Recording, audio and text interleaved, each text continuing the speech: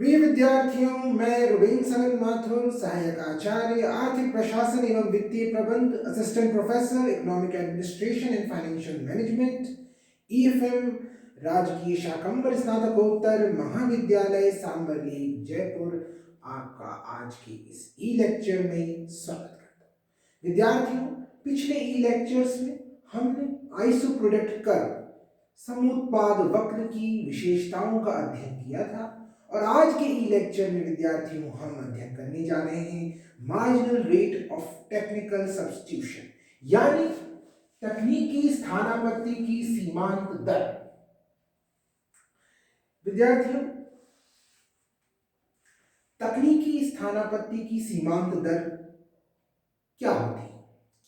हम इससे पहले उदासीनता वक्रों के बारे में पढ़ चुके हैं और उदासीनता वक्रों के केस में हमने देखा था मार्जिनल रेट ऑफ सब्स्टिट्यूशन, स्थानापत्ति की सीमांत दर। उसी प्रकार से यहाँ पे marginal rate of technical substitution का कंसेप्ट है।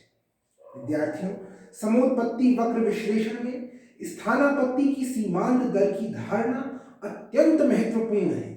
दो साधनों के मध्य तकनीकी स्थानापत्ति की सीमांत दर वह दर है जिसके अनुसार उत्पत्ति की मात्रा को स्थिर रखते हुए एक साधन को दूसरे साधन के स्थान पर प्रतिस्थापित किया जा सके। दो साधन, जैसे अब हम सभी जानते हैं कि जो आइसो प्रोडक्ट कर्व है वो एक लेवल ऑफ प्रोडक्शन को बताता है और हमारे पास दो फैक्टर्स हैं, दो फैक्टर ऑफ प्रोडक्शन हैं, उत्पादन के दो साधन x और y। विद्यार्थियों, अब marginal rate of technical substitution हमें बताती है कि दो साधन x तथा y के संदर्भ में हम marginal rate of technical substitution को इस प्रकार परिभाषित कर सकते हैं कि साधन x की साधन y के लिए तकनीकी स्थानापत्ति की सीमांत दर वह दर है जिसके अनुसार साधन x की एक इकाई साधन y की कितनी इकाइयों के स्थान पर प्रयोग की जा सकती है। हम इसको एक उदाहरण से समझ सकते हैं। तकनीकी स्थानापत्ति की सीमांत दर। विद्यार्थियों, तकनीकी स्थानापत्ति की सीमांत दर को हम उदाहरण से समझेंगे। यहां पे हम एक उदाहरण देते हैं।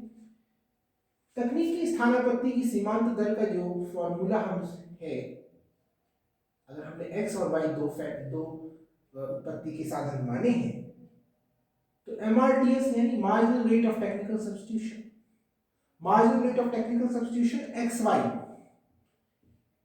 Marginal rate of technical substitution XY किसके बराबर है?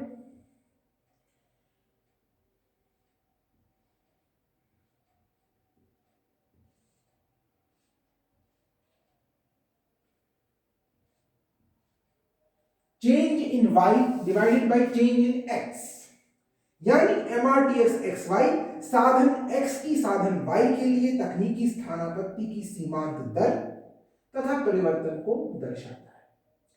यहां पे हम एक उदाहरण लेके तकनीकी स्थानापत्ति की सीमांत दर को हम एक उदाहरण समझते हैं। यहां पर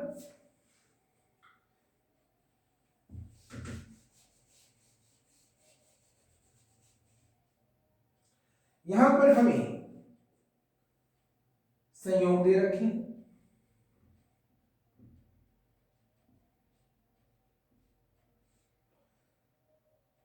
संयोग, और हमें इसके साथ ही संयोग के साथ ही हमें ये जो संयोग है उन सभी संयोगों में हमें एक ही उत्पादन प्राप्त हो रहा है। यानी हम कोई भी संयोग का, किसी भी कॉम्बिनेशन का प्रयोग करें तो हमारा प्रोडक्शन उससे उतना ही होगा। संयोग, ये कॉम्बिनेशन किन किन के हैं? दो साधनों के संयोग है, साधन x तथा y। तो संयोग एक की बात करते हैं। तो संयोग ए, संयोग ए,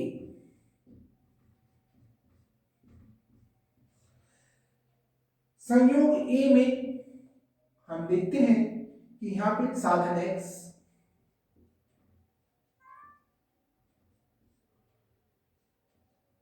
साधन y, हमारे पास दो साधन हैं और अब हम जितने भी सात संयोग देखने जा रहे हैं उन सभी संयोगों से हमें एक ही उत्पादन प्राप्त होगा, बराबर का उत्पादन हमें प्राप्त होगा। यहां पर हम साधन x की साधन y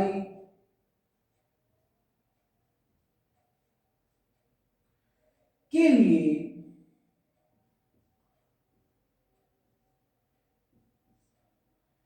तकनीकी स्थानापत्ति की दर, तकनीकी स्थानापत्ति की दर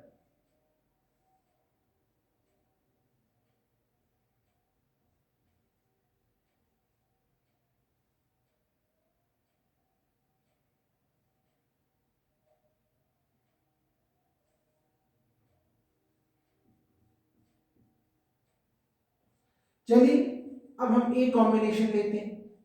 तो ए कॉम्बिनेशन में विद्यार्थियों यहाँ पे ए कॉम्बिनेशन की हम बात करते हैं।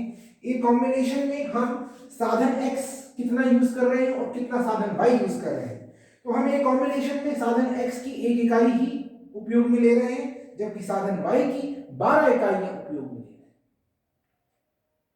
अब बी कॉम्बिनेशन की बात करें। कॉम्बिनेशन बी जो हमारा संयोग बी है उसमें हमने क्या किया कि साधन x की एक इकाई बढ़ा दी। तो साधन x की कितनी इकाइयां हो गई? 2। लेकिन अगर हमने साधन x की एक इकाई बढ़ा दी तो हमें साधन y की भी एक इकाई हमें साधन y की इकाइयां भी कम करनी पड़ेगी। तो हमने कितनी साधन y की इकाइयां कम करी? हमने यहाँ कर दी 8। इसका मतलब हमने 4 इकाइयां साधन y की कम कर दी। अब संयोग c की बात करते हैं। संयोग c में हमने साधन x की एक इकाई और बढ़ा दी। अब यहाँ पे साधन y की कितनी इकाइयां हम उपयोग में ले रहे हैं? 5। यानी हमने अब यहाँ पे देखने वाली बात ये कि अब हमने यहाँ पे केवल 3 इकाइयां ही साधन y की कम करी। तो यहाँ पे 4:1। अब देखिए एक इकाई के लिए हमने साधन x की एक इकाई के लिए पहले हमने साधन y की 4 इकाइयां कम कर दी थी। अब हमने एक इकाई बढ़ाने के लिए केवल 3 इकाइयां ही कम करी। अब हम डी संयोग को देखते हैं। तो डी संयोग में हमने एक इकाई और बढ़ा दी साधन x की, लेकिन अब हमने साधन y की कितनी इकाइयां यूज कर रहे हैं? हम उपयोग में ले रहे हैं 3। इसका मतलब हमने 5 से 3 गया, इसका मतलब हमने 2 इकाइयां ही कम करी। तो 2:1। और अब देखते हैं पांचवा कॉम्बिनेशन ई। यहां पर हमने साधन x की एक इकाई और बढ़ा दी और यहां पर साधन y की हमने कितनी इकाइयां उपयोग में ले रहे हैं? 2। यानी हमने सिर्फ एक इकाई ही कम करी साधन x की एक इकाई यहां पे। तो विद्यार्थियों इससे पता चलता है कि सीमांत की तकनीकी स्थानापत्ति की सीमांत दर घटती रहती है। यानी अगर हम इस उदाहरण से देखें तो हमें ज्ञात होगा कि x तथा y के सभी संयोगों से उत्पादक वस्तु की निश्चित समान मात्रा उत्पन्न होती है। इन सभी कॉम्बिनेशन से एक ही उत्पादन होता है, प्रोडक्शन होता है। यानी उत्पादक ए संयोग से जितना उत्पादन कर रहा है उतना ही उत्पादन उसे बी संयोग से प्राप्त होगा, सी संयोग से उतना ही उत्पादन प्राप्त होगा। यहां पर तकनीकी स्थानापत्ति की दर x की एक इकाई y की 4 इकाइयों के बराबर है, अर्थात x की एक इकाई y की 4 इकाइयों का प्रतिस्थापन कर सकती है। b से c संयोग पर जाने पर हमें ज्ञात होता है कि x, विद्यार्थियों सबसे पहले हमने देखा कि हम a से b में गए, तो हमने देखा कि a से b में अगर हम जाते हैं तो हमने देखा कि a से b पर जाने पर x की एक इकाई y की 4 इकाइयों का प्रतिस्थापन कर सकती है। b से c संयोग पर जाने पर हमें पता चलता है कि x की एक इकाई y की 3 इकाइयों का ही प्रतिस्थापन कर सकती है, जबकि d तथा e संयोगों पर जाने पर x की एक इकाई y की 2 तथा 1 इकाइयों के बराबर प्रतिस्थापन कर सकती है। तो विद्यार्थियों, इससे हमें मालूम चलता है कि तकनीकी स्थानापत्ति की marginal rate of technical substitution घटता हुआ होता है, और marginal rate of technical substitution का जो सूत्र है वो है MRTS XY बराबर change in Y divided by change in X। विद्यार्थियों, आइसोप्रोडक्ट कर्व, जो आइसोप्रोडक्ट कर्व होता है और जो उसका स्लोप होता है, वो किसको इंडिकेट करता है? वो बताता है marginal rate of technical substitution को। समोत्पत्ति वक्र के किसी भी बिंदु पर तकनीकी स्थानापत्ति की सीमांत दर समोत्पत्ति वक्र के ढाल पर निर्भर करती है, यानी जो उसका ढाल होता है, जो उसका स्लोप होता है, वो marginal rate of technical substitution को बताता है। सामान्यतः तकनीकी स्थानापत्ति की सीमांत दर यानी marginal rate of technical substitution घटती हुई होती है, यानी इसका मतलब क्या है कि जैसे जैसे x साधन की मात्रा y के स्थान पर बढ़ाई जाती है, वैसे वैसे x साधन की एक अतिरिक्त इकाई y साधन की कम इकाइयों का प्रतिस्थापन कर सकती है।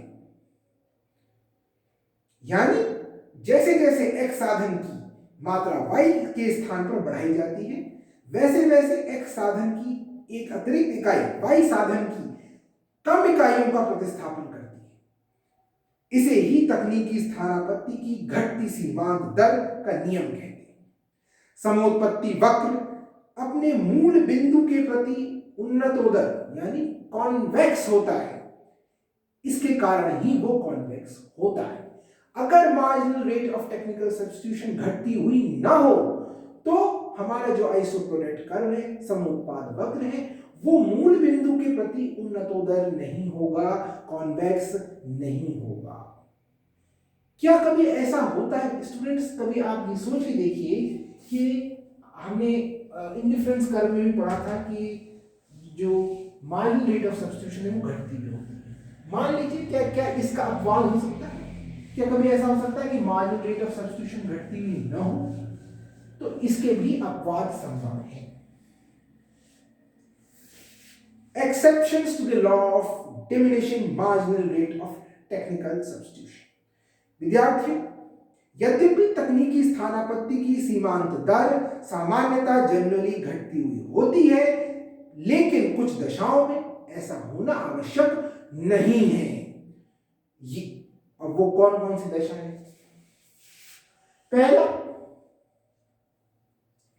यदि उत्पत्ति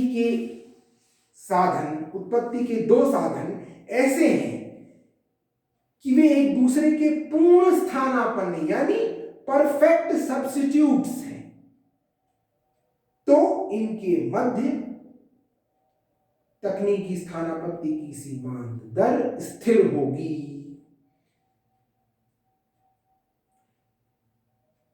तकनीकी स्थानापत्ति की सीमांत दर स्थिर रहने पर हमारी जो समुत्पत्ति रेखा है, समुत्पत्ति वक्र है, वो अपने मूल बिंदु के प्रति उन्नतोदर यानी कॉन्वेक्स नहीं होगा, बल्कि नीचे को गिरती हुई एक सीधी रेखा होगी।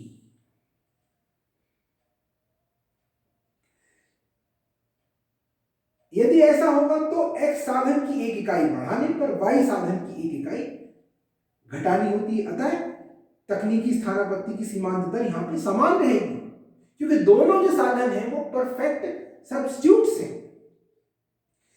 इसी के परिणाम स्वरूप ऐसी स्थिति में समोत्पत्ति रेखा एक सरल रेखा होती है।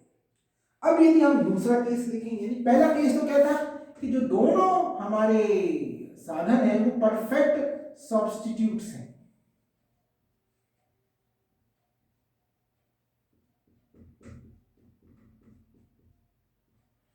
जो यानी पूर्ण स्थानापन्न।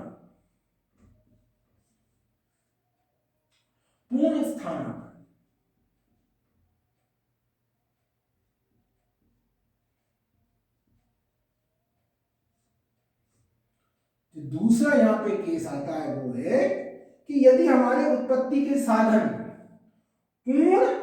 पूरक हैं, यानी परफेक्ट कॉम्प्लीमेंट्री हैं, परफेक्ट कॉम्प्लीमेंट्री हैं,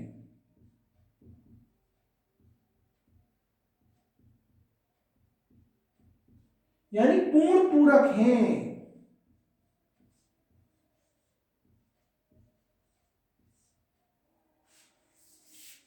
पहला केस तो क्या था, पूर्ण स्थानापन्न है, तो ऐसी स्थिति में हमारी जो समुत्पत्ति वक्र है वो नीचे को गिरती हुई एक सीधी रेखा होगा, लेकिन एक परफेक्ट कॉम्प्लीमेंट्री है तो क्या होगा विद्यार्थियों, यदि ये परफेक्ट कॉम्प्लीमेंट्री है, पूर्ण पूरक है हमारे दोनों साधन, तो कि इसका अर्थ क्या है कि वो सदैव एक ही निश्चित अनुपात में प्रयोग में लाए जा सकते हैं।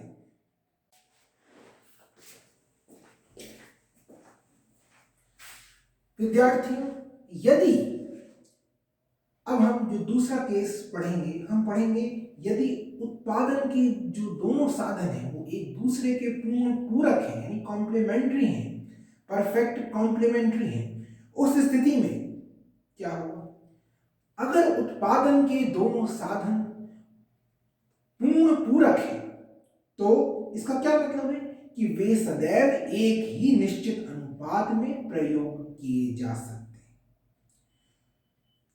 इस रेखा चित्र से हम समझ सकते हैं, यहां पर x साधन की 2 इकाइयां, यहां पर हम लिखेंगे साधन x,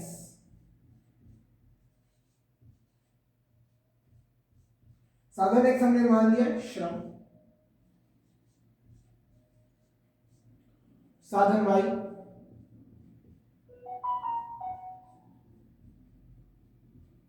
पूंजी,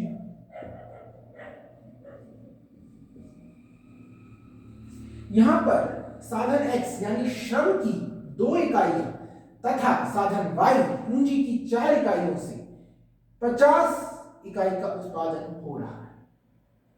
अब देखिए, ऐसी स्थिति में जब दोनों उत्पादन के साधन एक दूसरे के पूर्ण पूरक है, ऐसी स्थिति में हमारा समुत्पत्ति वक्र किस प्रकार का हो गया, अंग्रेजी के एल अक्षर के आकार का हो गया। तो ये हमारा समुत्पत्ति वक्र हो जाएगा। यह तथ्य हमने यहां ए बिंदु से दिखाया है। ऐसी स्थिति में समुत्पत्ति रेखा अंग्रेजी के एल अक्षर की आकृति की जैसे होती है। अब यदि हमें वस्तु की 100 इकाइयों का उत्पादन करना है तो उसके लिए x साधन की 4 इकाइयां तथा y साधन की 8 इकाइयों की आवश्यकता होगी, और ऐसी स्थिति में हमारा समुत्पत्ति वक्र ये P1 है, ये P2 हो जाएगा। इसलिए विद्यार्थियों, सबसे बड़ी बात यहां समझने की है कि पूरक साधनों में तकनीकी पूरक, अगर यदि हमारे उत्पादन के साधन एक दूसरे के पूर्ण पूरक हैं तो यहां पर तकनीकी स्थानापन्न की सीमांत दर घटती हुई नहीं होती। इसलिए हमारा समुत्पत्ति वक्र, हमारी समुत्पत्ति रेखा मूल बिंदु के उन्नतोदर नहीं होती है, यानी वो कॉन्वेक्स टू ओरिजिन नहीं होती। तो विद्यार्थियों, आज के ई लेक्चर में हमने पढ़ा MRTS क्या होती है, यानी हमारी तकनीकी स्थानापत्ति की सीमांत दर वो क्या होती है, और उसके अपवाद हमने 2 पढ़े, पूर्ण स्थानापन्न साधन हो हमारे या पूर्ण पूरक हो। तो विद्यार्थियों, आज के ई लेक्चर में इतना ही। आगे के ई लेक्चर में हम आगे का अध्ययन करेंगे। बहुत बहुत धन्यवाद।